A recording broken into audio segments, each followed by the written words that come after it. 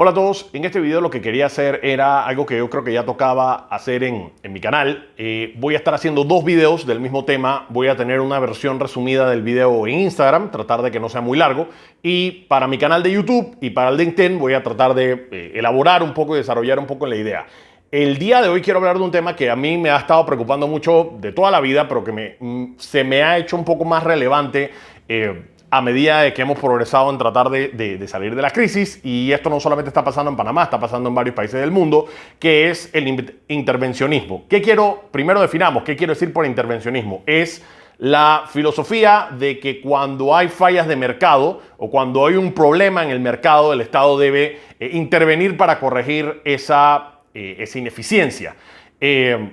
Ese remedio es diametralmente peor que la enfermedad y quiero en este video, que es la versión larga, postular un poco o tratar de explicar un poco mi postulado de por qué ese es el caso. Entonces, empecemos por entender cuál es la circunstancia, qué quiere decir ineficiencia de mercado.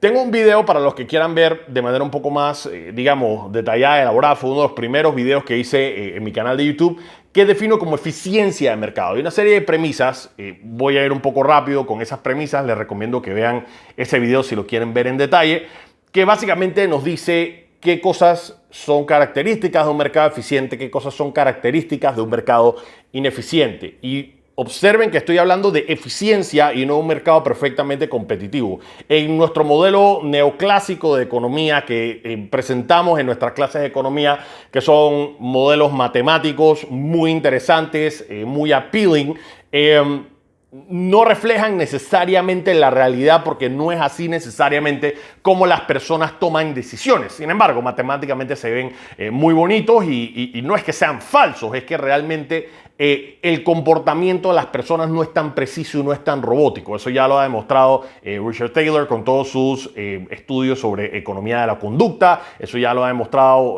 otros ganadores de premio Nobel como Daniel Kahneman y Bernard Smith en temas de experimentos y de psicología de mercado. Pero quiero empezar entonces definiendo que quiero hablar por un mercado eficiente, es decir, contrastarlo contra lo que sería fallas de mercado o un mercado ineficiente.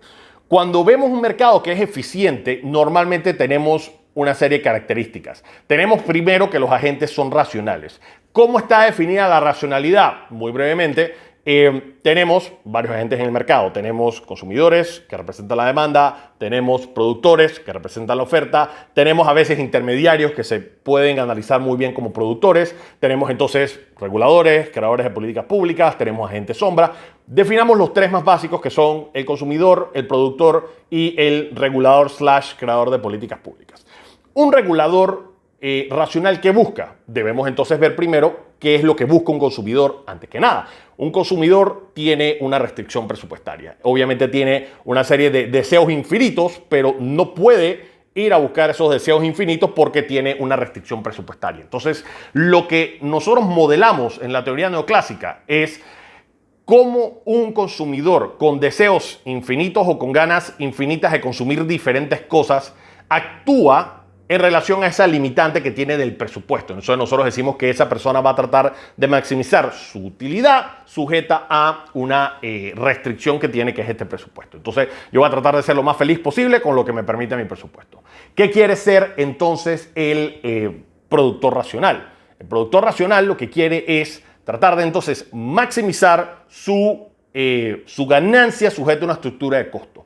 Ambos conceptos son total y completamente equivalentes desde el punto de vista matemático. Para el productor le llamamos ganancia, para el consumidor le llamamos utilidad, para el consumidor le llamamos restricción presupuestaria, para el productor le llamamos una estructura de costo. Siendo así, se deriva entonces, gracias a Wilfredo Pareto, de dónde comienza este término de eficiencia. Wilfredo Pareto dice, bueno, podríamos analizar el mercado en una circunstancia en la que llega un punto de equilibrio, más allá del precio, llega un punto de equilibrio en el que no puedo mejorar la utilidad de cualquiera de las dos partes, es decir, no puedo mejorar la ganancia del productor, no puedo mejorar la utilidad del consumidor sin afectar al otro. Cuando llegamos a este punto en que ya nadie puede ser mejor sin afectar al otro, llegamos a un punto de equilibrio en el que le llamamos el equilibrio de Pareto o la eficiencia de Pareto. Entonces, empezamos con esa premisa, el análisis de entonces cómo es o cómo funciona un mercado eficiente.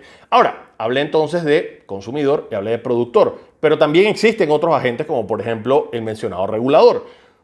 ¿Qué debería entonces un regulador racional, un creador de políticas públicas racional hacer? Aquí es donde empiezan a, digamos, desmoronarse las lógicas que de hecho fue ortodoxia económica por muchos años. De hecho estaban los libros de Paul Samuelson desde los 40 hasta los 80. Paul Samuelson, ganador de premio Nobel, creador de el libro de economía bajo el cual la mayoría de los economistas, por lo menos arriba de 40, 50 años, estudiaron cuando estaban en la universidad. Paul Samuelson llegó a decir que valía la pena analizar si la superioridad del socialismo, escuchen bien, si la superioridad del socialismo en cuanto a la planificación centralizada y al crecimiento vale la pena considerarlo y cambiar ciertas libertades que tiene Occidente por eso. Ciertamente, después, cuando vimos la caída del muro de Berlín, cuando vimos cómo se desmoronaron todos los estados socialistas, cuando vimos todas las cosas que pasaron durante el siglo XX, evidentemente ese argumento quedó en cero. Y después, empezando a analizar, veíamos que había muchas cosas que estaban evidentemente mal reportadas. Vimos cómo habían grandes cantidades de represiones a las individualidades y, por supuesto, todos los argumentos de Ludwig von Mises y todos los argumentos de Hayek en por qué el socialismo realmente inevitablemente iba a llevar al totalitarianismo, que sigue siendo muy relevante ahorita. Como diría Huertas de Soto, por ejemplo, lo que pasa es que hemos estado combatiendo tal vez contra un hombre de paja, diciendo que debemos combatir el socialismo cuando ya está demostrado que el socialismo no funciona. Entonces, cuando nosotros tenemos gobiernos intervencionistas, entonces dicen es que nosotros no estamos siendo socialistas, estamos de cierta manera controlando cosas que el mercado no tiene interés o que no puede resolver por sí mismo. Entonces, ahí debemos de una vez, y tengo también un video en lo que elaboro un poco esto, debemos dejar de llamarlo socialismo. Ciertamente hay lugares del mundo en donde todavía se está discutiendo innecesariamente si el socialismo es o no es válido. Tengo un video sobre la explicación de por qué la planificación centralizada va siempre a acabar inevitablemente o en un sistema totalitario o en ineficiencia. De por sí el sistema no puede funcionar y es tal vez en ese nombre en el que nos debemos enfocar, una planificación centralizada o tener un gobierno interventor. Esos son los términos que debemos usar en lugar de socialismo. Ya el siglo XX nos hizo el favor de decirnos y de demostrarnos que el socialismo y el comunismo no funcionan. Pero tenemos entonces estos socialistas light o interventores que dicen, bueno, lo que pasa es que yo vengo aquí, entonces yo voy a crear la eficiencia de Pareto. Sin entender realmente que la intervención va a causar una situación peor. Es decir, que el remedio que ellos proponen va a ser peor que la enfermedad. ¿Y por qué va a ser peor que la enfermedad? Volvemos entonces a la eficiencia de Pareto. La eficiencia de Pareto es el punto en donde ya el consumidor, como demanda total, no puede mejorar sin empeorar al productor y que el productor tiene un precio que si lo cambia va a afectar de cierta manera al consumidor. Es decir, estamos en un punto, podrías llamarlo si quieres equilibrio de Nash, en el que cualquier movimiento va a hacer que uno o el otro sea peor y que la mejor situación para el mercado es ese punto. Ahora bien, ¿qué pasa si, por ejemplo, un interventor dice es que ese precio está o muy alto o muy bajo? Porque podrían ser las dos. Él podría empezar por decir, bueno, es que yo considero que el precio de mercado no es justo. Yo considero que el precio del mercado debería ser más bajo. Este es el argumento de los llamados precios techo. Los precios techo son un precio límite en el que tú dices, bueno, nadie puede cobrar más de aquí. Si ese precio es el precio que se le establecen a todos en el mercado, ¿qué pasa? Bueno, en esta situación categóricamente vas a desmejorar no solamente al productor, sino que también al consumidor. Entonces, aquí está la demostración. En el punto de equilibrio, cuando tú tienes un precio que es establecido por el mercado, la cantidad ofertada y la cantidad demandada es la misma. No tienes ni exceso de producción ni tienes escasez. Sin embargo, si tú estableces un precio techo, es decir, un precio por debajo de ese precio del punto de equilibrio, ¿qué es lo que vas a tener? Bueno, analicémoslo por partes. Si estamos hablando de la oferta, ¿qué te dice la ley de oferta? La ley de oferta dice que a medida que suba el precio, manteniendo constante mi estructura de costo, yo voy a querer producir más. ¿Qué te dice la ley de oferta? La ley de la demanda. Si el precio aumenta, voy a querer demandar menos de él. Lo contrario es cierto. Si el precio baja, voy a querer demandar más de él. En esta circunstancia en la que tenemos un precio techo, el precio va a bajar. Eso quiere decir que la demanda va a aumentar, pero la cantidad demandada va a aumentar. ¿Pero qué le pasa a la oferta? La oferta va a reducirse porque el precio ha bajado. ¿Qué va a resultar? Vamos a tener más demanda que oferta, vamos a tener escasez. Y eso ciertamente no es el equilibrio de Pareto, porque he desmejorado a ambas personas. He desmejorado tanto la demanda como la oferta, porque no solamente todas esas personas ficticias que decían antes, bueno, antes no podía comprar, pero ahora que el precio está barato, ahora sí lo puedo comprar. No solamente ellos no van a poder comprar, sino también las personas que sí podían comprar cuando el precio era más alto, no van a poder comprar porque ahora la oferta va a decir, no voy a producir tanto. Si antes producía 1000, ahora voy a producir 800. Entonces esas 200 personas que antes compraban ya no van a poder comprar. Entonces ese es un problema muy fácil de demostrar cuando tú tienes intervencionismo. De hecho, la mayoría de los que postulaban la planificación centralizada como, digamos, un mecanismo en el que tenías socialismo de mercado, tipo Ava Lerner, tipo Oscar Lange, ellos estaban conscientes de esto y ellos decían, pero bueno, no hay ningún problema, tratemos de ajustarlo y si nosotros, simplemente establezcamos una regla, que el productor ponga un precio igual al costo marginal o que el productor, por ejemplo, si ve que tenemos exceso de demanda, simplemente subir el precio. Y si vemos que tienen, por ejemplo,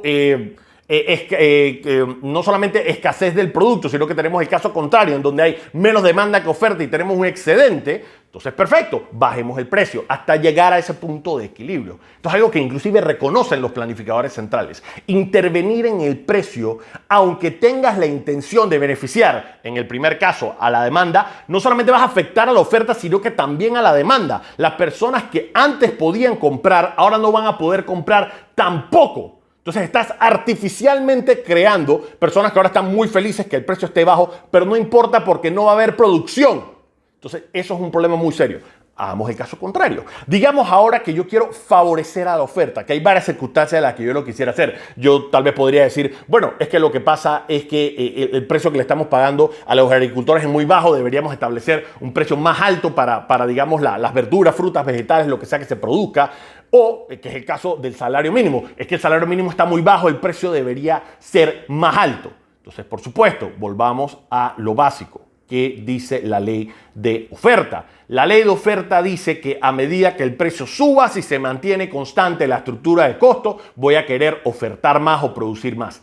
¿Qué dice la ley de la demanda? Si el precio sube, cantidad demandada baja. Entonces, señores, ahí tenemos lo que llamamos un exceso de oferta o un excedente. Tenemos ahora más oferta que demanda, porque el precio es muy atractivo para el que está produciendo, pero no es atractivo para el que está demandando. Entonces, ¿a quién estamos beneficiando? ¿Estamos beneficiando a la oferta? Por supuesto que no. Estamos pensando que beneficiamos a la oferta con un precio artificialmente alto, pero al final no va a haber demanda para ese producto. Entonces lo que acabamos causando es peso muerto. Es decir, todo lo que solía ser, o parte de lo que solía ser, para ser más preciso, excedente del consumidor y excedente del productor, que eran personas que consumían a un precio de punto de equilibrio, al desaparecer esas personas y desaparecer esa producción o desaparecer esa demanda, ya eso es beneficio económico, bienestar económico, que desaparece total y completamente de la economía.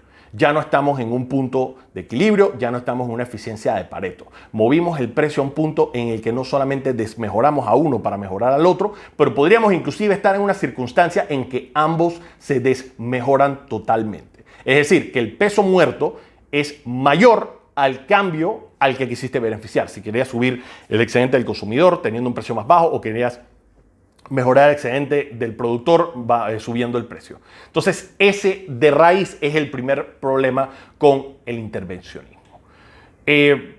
Igual sigue siendo, y como me decía un estudiante el otro día, profesor, pero es que si los estados y los gobiernos y los que crean las políticas públicas conocen esto, porque esto es básico de economía, primeras semanas de clase de microeconomía, si saben esto, ¿por qué lo hacen? Es que es muy sencillo. Nosotros estamos asumiendo que ese regulador racional, como la primera premisa de lo que hace un mercado eficiente, va a comportarse como dicen los modelos matemáticos. Los modelos matemáticos dicen que, bueno, ese regulador racional lo que va a tratar de buscar es Si por un lado el consumidor quiere maximizar utilidad sujeto a la restricción presupuestaria, y ese es el excedente del consumidor, y el productor quiere maximizar ganancias sujeto a una estructura de costo, y ese es el excedente del productor, y llegamos a un punto en el que nadie puede mejorar, tú pensarías que entonces el regulador o el creador de políticas públicas lo que quiere hacer entonces es asegurarse de que estamos en una eficiencia de Pareto.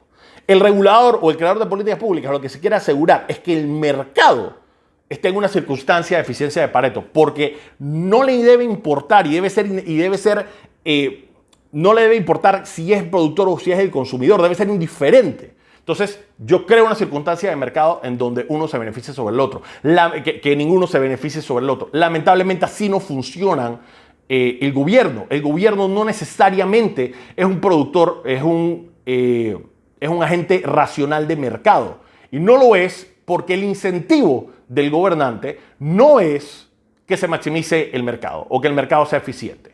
Lo que busca, y esto es lo que dice, por ejemplo, cuando James Buchanan hizo Public Choice Theory, que por eso le dieron un premio Nobel de Economía, si vamos a analizar al regulador como agente de mercado, ¿cómo se comporta él? Ese agente de mercado no se comporta como dicen los modelos matemáticos porque el incentivo está incorrecto.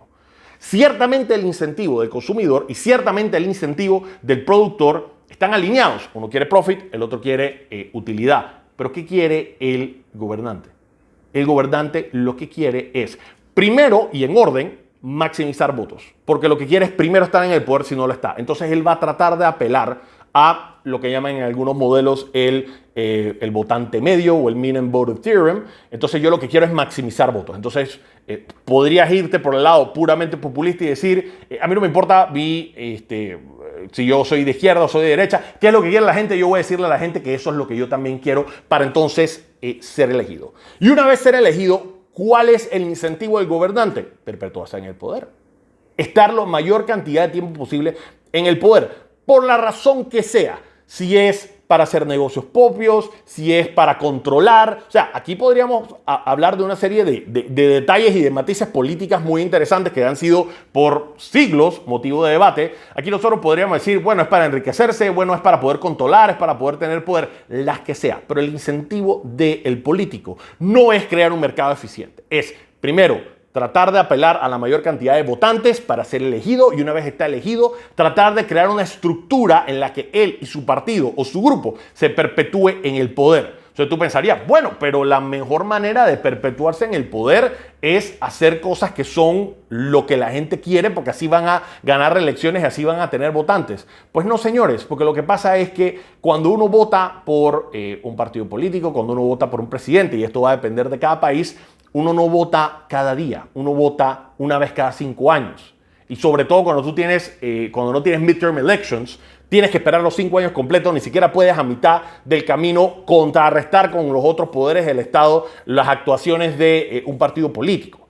Entonces, ¿de qué estamos hablando? Cuando tú vas al mercado y tú compras algo y eso no te gusta, tú lo dejas de comprar. Y la señal que le estás dando al productor de que tiene un producto que no se está vendiendo y que está teniendo pérdidas, es que ese producto no sirve, es que ese producto no es bueno.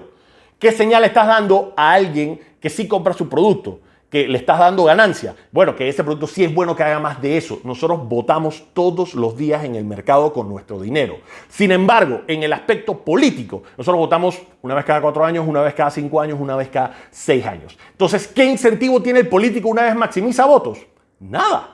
O sea, va a seguir sus propios intereses como lo hacemos todos en el mercado siguiendo nuestros propios intereses y cuando se acercan las elecciones tratar de volver a hacer lo mismo para tratar de perpetuarse en el poder.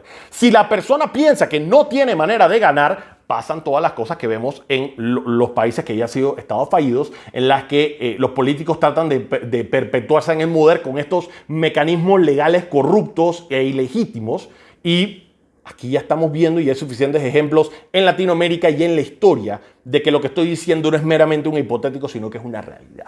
Esa es la primera cosa que nos debería preocupar del intervencionismo, que no estamos creando una circunstancia en la que se le mejora a las personas. De hecho, es una circunstancia en la que podrías empeorar a la persona que estás, entre comillas, tratando de ayudar.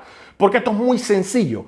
Esto poco a poco va a llevar al totalitarismo. Y lo digo sin ningún pelito de sarcasmo o tratando de ser hiperbólico. O sea, esto es básicamente lo que ha pasado en absolutamente todos los regímenes totalitarios. Y es que es muy sencillo. Si yo te obligo a ti a decirte, es que este precio está muy alto, lo tienes que poner más bajo. La reacción del mercado, como lo había explicado, es, bueno, voy a producir menos. Entonces la gente se molesta porque dice, bueno, ahora hay menos de esto, ¿qué le toca hacer al Estado? Si la respuesta que usted está diciendo es, bueno, el Estado los puede obligar a hacer más, lo felicito, acaba de caer en cuenta cómo llegamos al totalitarismo. Ya no se trata de ofrecer algo voluntario al mercado, se trata de que entonces, si no quieres hacer lo que digo, te obligo a hacer lo que te digo. Entonces, ahí está el problema. Ese es el primer problema con el inversionismo, con el intervencionismo. Empezamos con la primera premisa, ni siquiera seguí con las demás. Este video va a ser la primera parte de una serie de cosas, porque ni siquiera hemos empezado a entrar en las fallas del mercado, pero de aquí se deriva todo. Tratar de interferir con un mercado eficiente va a llevar a una situación que es peor. Ahora, yo empecé bajo la premisa de que el mercado ya era eficiente y que un gobierno lo volvió ineficiente. ¿Cómo pasa cuando tienes un mercado que es ineficiente? ¿O qué quiere decir que un mercado es ineficiente? Eso lo dejo para el siguiente video. Espero les interese.